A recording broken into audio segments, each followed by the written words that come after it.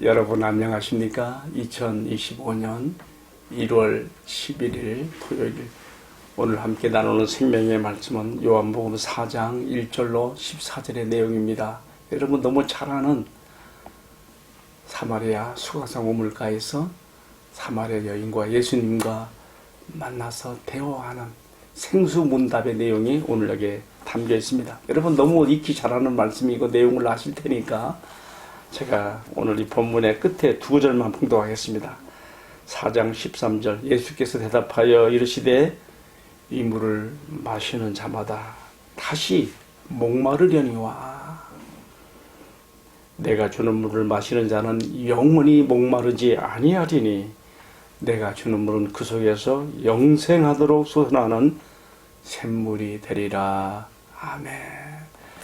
자, 오늘 이 요한복음 이 4장 수가성 우물가에서 예수님과 사마리아 여인이 만나는 이 장면에 대해서 제가 지금 핵심적으로 끝에 두 절만 읽었기 때문에 앞에 내용들을 이렇게 하나하나 리서치 해가면서 함께 말씀을 나누려고 합니다. 그리고 가능한 제가 설교식보다 나레이터 낭독식으로 할 테니까 여러분 한번 잘 경청해 보십시오. 이 책의 저자 요한이 기록해 나가는 이 요한복음서의 깊이가 참 심오합니다.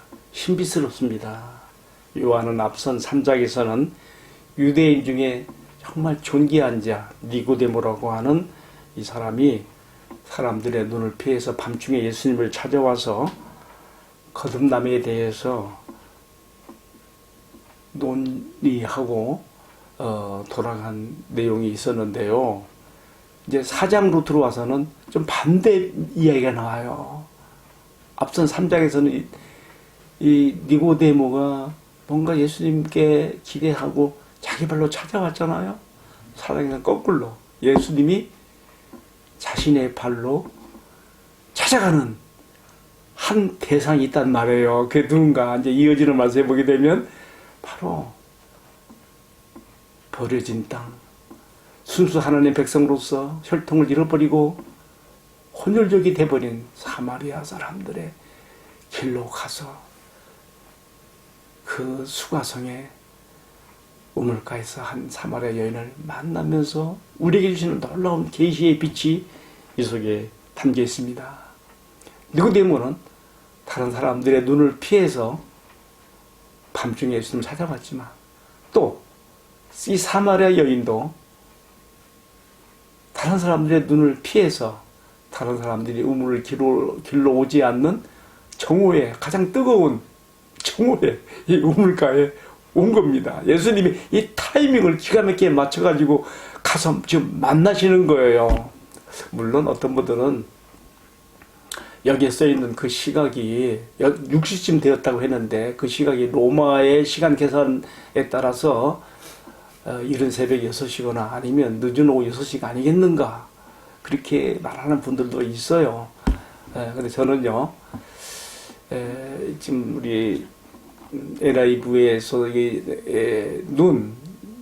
태양이 머리 위에 있는 바로 그 12시 정오로 표현을 했는데 어쨌든 저는 이렇게 한낮으로 뜨거운 태양이 가장 꼭대기에 올라가 있는 정오로 제가 이게 이해하고 싶은 것은 왜 그런가 하면요. 지금 이 책의 저자 요한이 앞선 3장에서 니고데모하고 이 4장에서 사마리아 여인을 서로 비교해서 지금 글 쓰고 있거든요. 저는 그걸 좀 느껴요.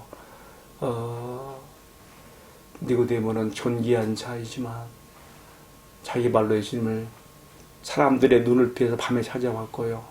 사마리아 여자는 버려진 한 가련한 여인이지만 자기의 삶이랄 것이 없는 가련한 여인이지만 예수님이 자신이 자신의 발로 찾아가서 만나시면서 또 사마리아 여자는 다른 사람들의 눈을 피해서 한낮에 우물가였다 예수님을 만나게 되는 거거든요. 이게 비교가 서로 된다는 말이에요. 니고데모와의 대화에서는 거듭남에 대한 논의를 했는데 주고받는 대화를 했는데 사마리아 여인에게서는 예수님이 지금 이 거듭남의 또 다른 표현인 거듭남의 곧 구원에 대한 문제 아니겠어요?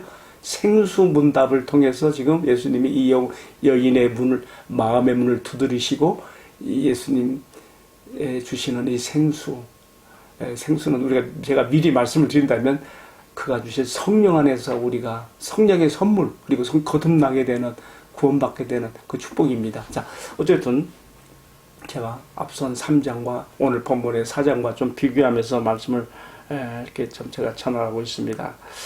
자, 지금 이 책의 저자인 요한은 이처럼 이 지금 기록의 복선을 깔고 지금 이게 써나가고 있어요. 그래서 4장과 3장과 4장을 비교했고요. 또 지금 오늘 본문에는요, 많은 역사적인 배경도 복선으로 깔고 있어요.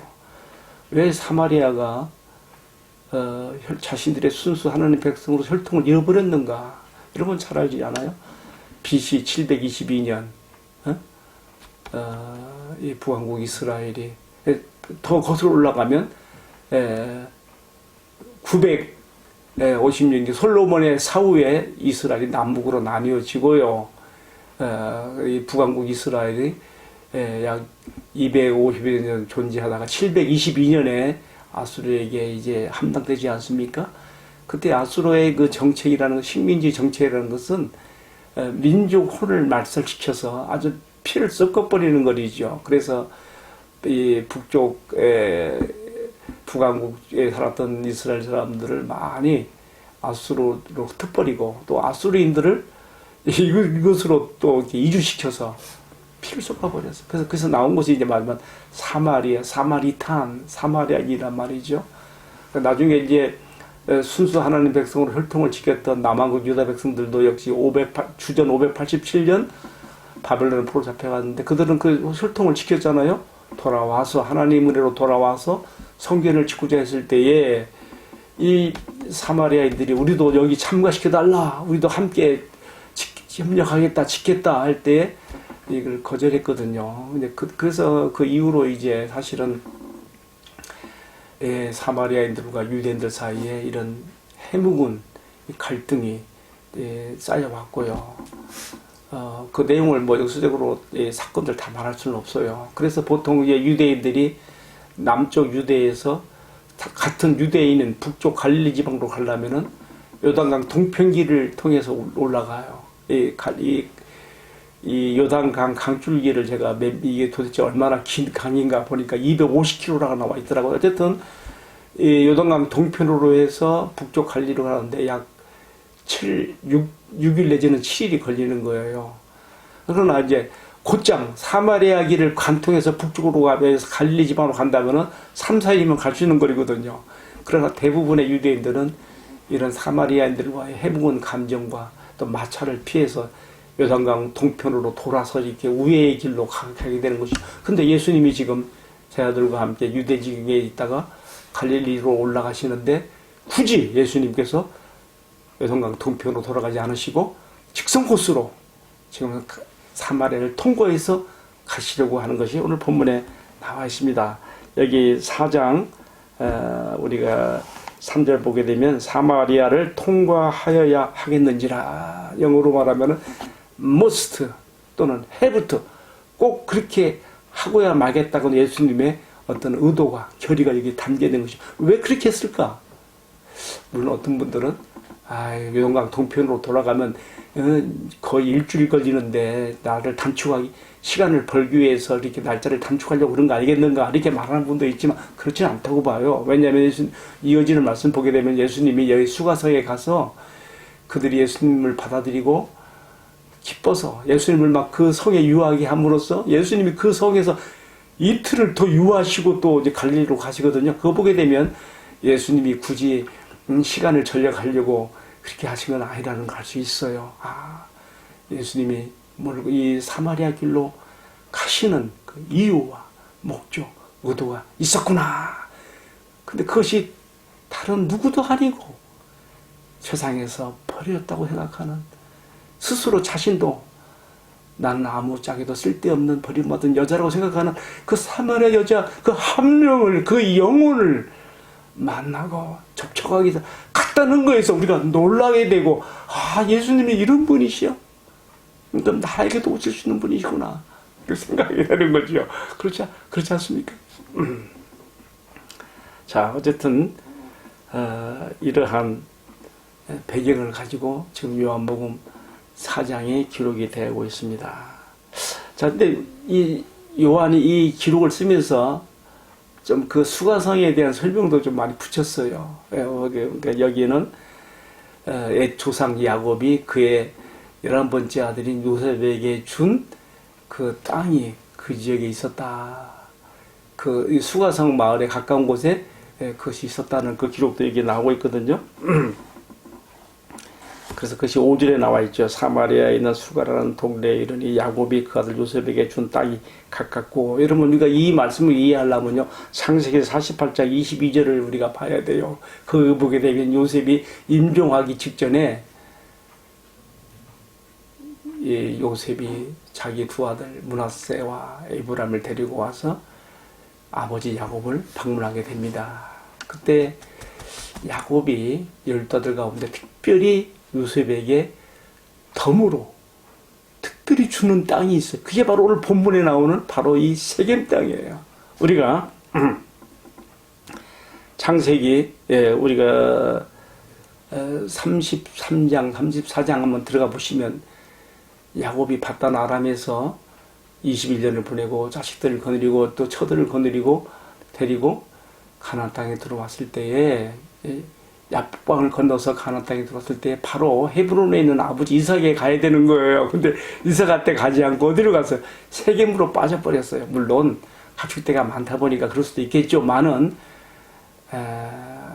자신이 이 가나안 땅을 떠나기 전에 베델에서 하나님께 돌 제단을 쌓고 서약의 뜬것을 잊어버리고 하나님께서 그때 꿈에 나타나셔가지고 내가 너와 함께한다 하고 너를 언제든지 어디로 가든지 함께하리라 하면서 그때 야곱이 서운했잖아요. 내가 무사히 돌아오게 됐을 때 내가 여기서 다시 제단을 쌓겠습니다. 근데 베델로 가야 되는데 그리고 헤브론으로 가야 되는데 그렇지 않고 세겜으로 갔단 말이에요. 세겜으로 가서 그 세겜의 주장 하몰의 자식들한테 땅을 샀어요. 여기서. 그리고 거기서 장막을 짓고 우물을 파고 살았단 말이에요. 물론 그것이 하나의 잘못 들어선 길로 인해서 하나님께로부터 큰 화가 임했고 깨닫고 다시 거기서 나와서 이제 가나안 땅 아버지 이삭이 있는 헤브론으로 가게 되는 것이죠. 자, 제가 이런 얘기를 왜 하고 있는가 하면요. 야곱이 임종 직전에 바로 이 땅을요. 그때 자기가 세겜으로 빠져서 하몰 그 가문에게서 산 그 땅, 그래서 거기서 일시적이나마 장막을 치고 우물을 파고 살았던 바로 그 땅을 요셉에게 줬단 말이에요. 그 나중에 요셉의 그 지파가 바로 그 곳을 이제 배당을 받게 되는 것도 우리가 보게 되는데요. 오늘 본문에서는 바로 그래서 그런 배경 얘기가 나오고 있어요. 야곱이 요셉에게 준 땅이 가깝고. 자, 그래서 거기에 있는 수가성 우물가에서 예수님과 사마리아 여인과의 만남이 이루어지는 것이죠. 근데 저는요, 예수님께서 이 우물가에 이제 당도하여서 그 다음 행보가 저는 좀 수상해요. 뭐가 수상한가 보죠. 예수님도 먼 길 걸어왔으니까 목마르고 배도 고프고 하실 거 아니에요. 그럼 제 아들이 동네로 갈 때 함께 이 동네가 어떤 동네인가, 특별히 야곱의 유적이 있는 동네니까 한번 나도 한번 같이 구경해 보자 이렇게. 그리고 또 먹을 것도 좀 사 먹고 좀 여기도 좀 때우고 이렇게 갈 수도 있다고요. 근데 예수님 가지 않았어요. 제 아들에게 먹을 것을 사러 동네로 내보내시면서 자신은 뒤에 남아서 우물가에 앉았단 말이야. 왜 그랬을까요? 예수님께서 타이밍을 맞추신 거예요. 사마리아 여인을. 예수님은 신적 해안으로 이제 뜨거운 정오, 태양이 뜨거운 정오에 여기에 물길로 오는 한 가련한 여인, 사마리아 여인의 등장을 예수님은 내다보시면서 습관적으로 이렇게 여인이 물길로 왔던가 봐요. 남들의 눈을 피할 수 있는 이 정오에. 어쨌든 예수님은 기다리신 거예요. 그리고 제자들이 같이 있을 때는 깊은 대화를 할 수가 없지요. 그러니까 제자들은 너희들 좀 먹을 것 좀 사러 가. 해서 동네를 보내버리시고 아무도 없는 우물가에 예수님 홀로 남아 계신 가운데 이 여인이 물길로 왔을 때 예수님과 만나지는 거죠. 저는 예수님께서 분위기 메이커 이렇게 만들었다. 깊은 대화를 들어가려면 1대1이 돼야 되잖아요. 그래서 이렇게 하셨다 생각이 들어요.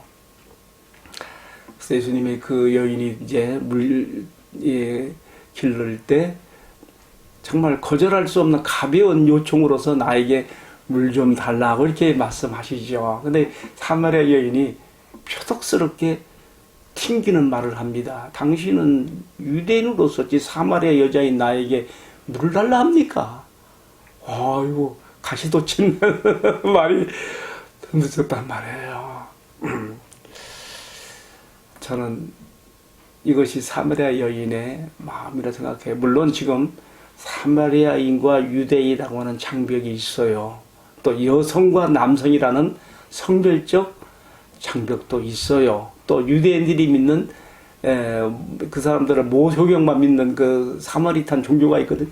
유대인들은 또 엘로힘 하나님 여호와 신앙 서로 또 종교적인 장벽도 있어요. 그러나 제가 볼 때에 이 여인이 왜 예수님께 표독스럽게 이렇게 튕기는 말을 가시도친 말을 했을까 생각해 볼 때에 저는 이런 여러 가지 장벽들 문제도 물론 있지만은 보다 더 근본적인 이유는 이 여인의 마음에 여유가 없는 거예요.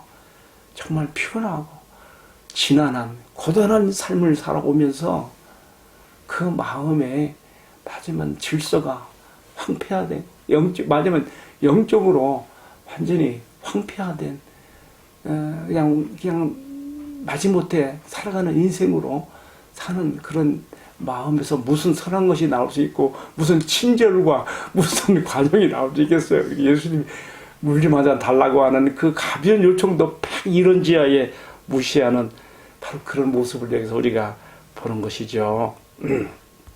자, 어찌 보면 예수님은 이 여인의 말 앞에서 기가 꺾여가지고 대화를 포기할 수도 있을 거예요. 그러나 우리 예수님은 더욱 적극적으로 나섰습니다. 그래서 하신 말씀이 뭐예요? 10절에 나오죠.